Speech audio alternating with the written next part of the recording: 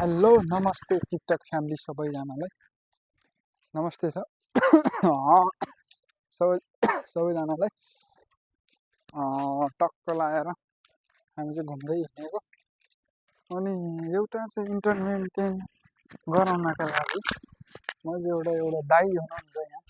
मेरो नजिकै एउटा दाइले चाहिँ मैले एउटा प्रश्न सोध्छु दाइले गजबको जवाफ दिनुहुन्छ ध्यान दिएर सुन्नु होला तपाईँको विगतका आजभन्दा पहिला 10 वर्ष अगाडि तपाईँले बिहे गर्दाखेरि आफ्नो अहिलेका हाल श्रीमती माग्न जानु हुँदाखेरि के जवाफ के आउनु भयो सर कस्तो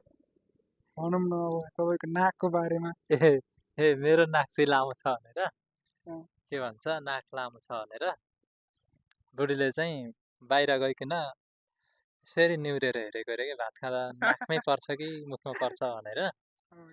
त्यो कारणले गर्दाखेरि बिहे गरेको अलिक 1-2 महिना पछाडि मसँग कुरा गर्थ्यो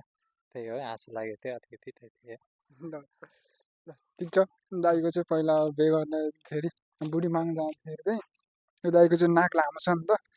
नाक लामो भएको कारणले चाहिँ अनि तपाईँको चाहिँ भात खाँदाखेरि नाकले छुनु भन्दो रहेछ क्या अनि त्यही हो सो चस्मा लाउँछु